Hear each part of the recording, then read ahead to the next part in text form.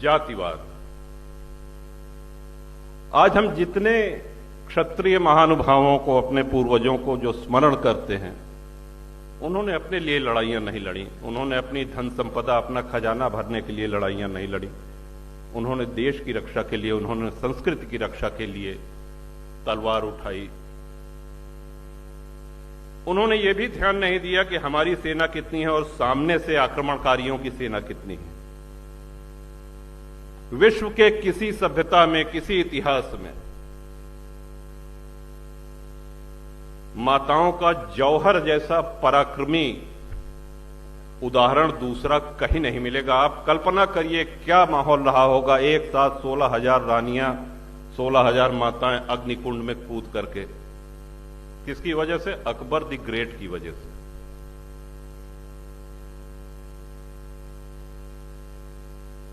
और आज शिक्षा हमको और सुलभ हो गई है। आज ये सब सारी जानकारियां हमको नेट पे उपलब्ध हैं।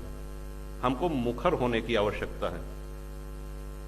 पहले हम ये कह सकते थे कि साहब हम कोई राजनेता नहीं है, अगर हम बयान देंगे तो पत्रकार छापेंगे नहीं, छपेगा नहीं, सुनेगा नहीं कोई, कौन पढ़ेगा।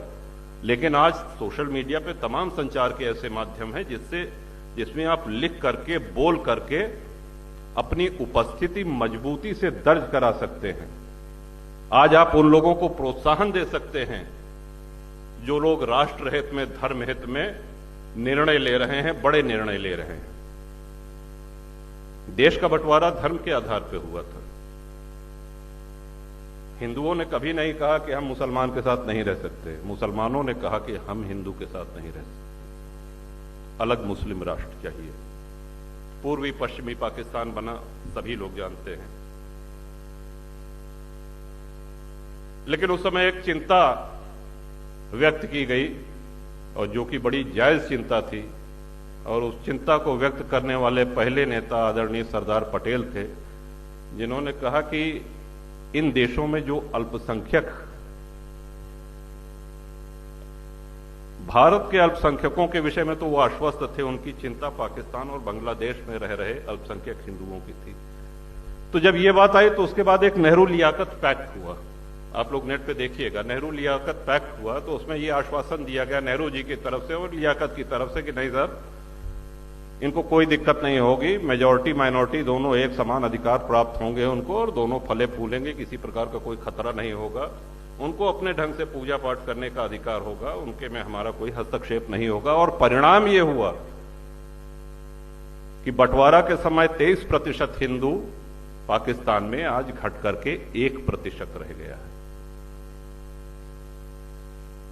जात पूछ के हिंसा नहीं हो रही है वहां पे। सोमनाथ जी का उदाहरण तो बहुत पुराना हो गया। अभी कुछ वर्ष पहले अक्षरधाम पे जो आतंकी हमला हुआ था, आप लोगों को स्मरण है? और नया उदाहरण दें, अभी 4 दिन पहले गणपति के पंडाल पे, सूरत पे जो पत्थरबाजी हुई, हमने किसकी भावनाएं आहत की थी? हमने किसका अपमान किया था? हम अपने देव की आराधना कर रहे थे, इस बात पे पत्थरबाजी। वैष्णव देवी दर्शन करने भक्त जा रहे थे, जिस दिन आदरणीय मोदी जी तीसरी बार शपथ ले रहे थे प्रधानमंत्री की, तीर्थयात्रियों के बस पे आतंकियों ने अंधाधुंध गोलियां चलाई, कई श्रद्धालु मारे गए। उनको जात पूछ के नहीं मारा गया।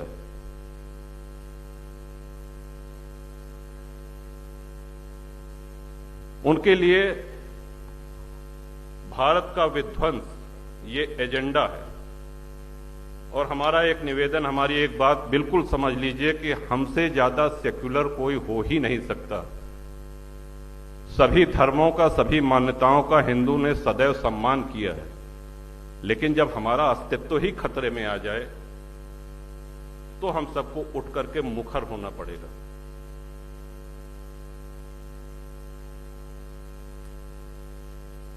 कितने कितने उदाहरण आपको दें। आज बांग्लादेश में जो शेख हसीना का तख्ता पलट हुआ, ठीक है, वो 2 राजनीतिक दलों की आपसी लड़ाई है। पाकिस्तान और बांग्लादेश का ये चलन भी है कि वहां पे स्वस्थ लोकतंत्र कभी नहीं रहता है। कभी तानाशाही होगी, कभी मारकाट मचेगी, कभी प्रेसिडेंट को फांसी पे चढ़ा देते हैं, कभी प्राइम मिनिस्टर भाग जाता है, जैसा भी हो। तो वो दो दलों की लड़ाई थी, उसमें हिंदुओं का कोई अपराध नहीं था, लेकिन हिंदुओं का नरसंहार किया गया, वहां पे जात नहीं पूछी गई।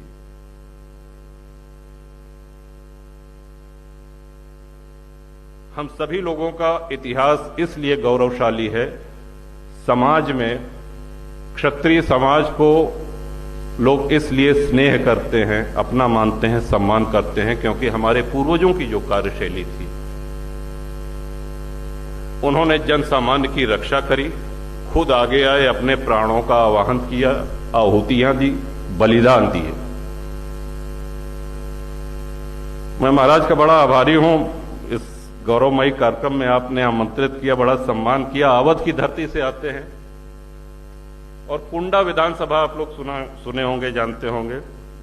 कुंडा में 4 लाख मतदाता हैं और 4 लाख मतदाता में मात्र 10,000 ठाकुर हैं, जिनको आप क्षत्रिय कहते हैं, मात्र 10,000। हर वर्ग की सेवा, हर वर्ग का विश्वास, ये हमारा सौभाग्य है। अच्छा, क्षत्रियों को तो आप जानते ही हैं, अगर 10,000 हैं तो उसमें से भी 1-2 हजार मुंह फुलाए रहते हैं, अरे क्या ये वो। तो आप सबके आशीर्वाद से, शुभकामना से एक लंबी यात्रा तय करी।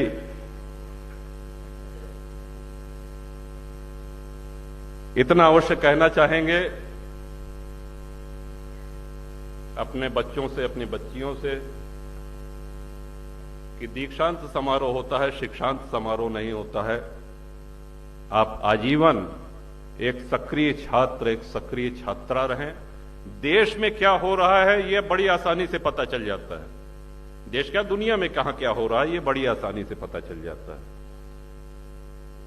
उसको पढ़िए, उसको समझिए, उस पर अपनी प्रतिक्रिया दीजिए, और प्रतिक्रिया राष्ट्र हित में होनी चाहिए, देश हित में होनी चाहिए।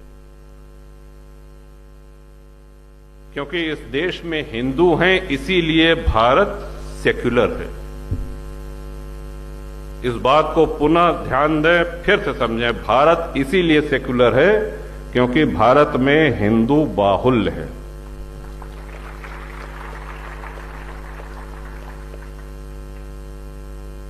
बहुत सी चुनौतियां हैं। एक बार पुनः मंचासीन सभी गणमान्य श्रद्धेयजन, मंच के सामने उपस्थित हमारे सारे वरिष्ठ जन, सभी हमारे बच्चे बच्चियों, आप सबको ढेर सारी शुभकामना, विशेषकर अपने छात्रों को, छात्राओं को। ईश्वर कृपा करें आपके ऊपर दुर्गा मां के तीनों रूप, अपनी बात दोहराता हूं, दुर्गा मां के तीनों रूप, मां शारदा, मां लक्ष्मी और मां काली का आशीर्वाद आपके ऊपर रहे। आप स्वस्थ रहें, आप सक्षम रहें, आप फले फूलें, आप खूब प्रसन्न रहें, और आपके युवा होने के कारण हमारी भारतीय सभ्यता संस्कृति, the oldest living civilisation in the world, इस पे गर्व करिएगा। आज से 10,000 वर्ष पूर्व शिशु के जन्म तक जो जो प्रक्रियाएं अपनाई जाती हैं, आज वो सारी प्रक्रियाएं अपनाई जाती हैं। आज भी परिधान थोड़ा बदल गया है, लेकिन तब भी माताएं साड़ी पहनती थीं, आज भी पहनती हैं। तब भी पुरुष धोती पहनते थे, आज भी पहनते हैं। और सबसे बड़ा सनातन को वरदान क्या है कि सनातन में साक्षात ब्रह्म ने अवतार लिया है। ये बहुत गर्व की बात है कि हमने सनातन हिंदू धर्म में जन्म लिया है। साक्षात ब्रह्म ने अगर किसी धर्म में अवतार लिया है तो सनातन में लिया है भगवान श्री कृष्ण के रूप में, भगवान श्री राम के रूप में। अन्य धर्मों में भगवान नहीं आए, उनके मैसेंजर्स आए, पैगाम लेके आने वाले आए, पैगंबर आए। साक्षात ब्रह्म ने अगर कहीं अवतार लिया है तो सिर्फ हिंदू धर्म में, सिर्फ सनातन धर्म में और सिर्फ भारत भूमि में। ये हम सभी लोगों के लिए गर्व का विषय है। इन्हीं शब्दों के साथ पुनः महाराज साहब को, महाराज मैसूर को, मंचासीन सभी श्रद्धेय गणमान्य जन और हमारे सामने बैठे सभी लोगों को अभिवादन और एक छोटा सा आमंत्रण भी। बड़े लंबे कालखंड के बाद भगवान श्री राम का भव्य मंदिर अयोध्या में निर्मित हुआ है। आप लोग पधारें, रामलला सरकार के दर्शन करें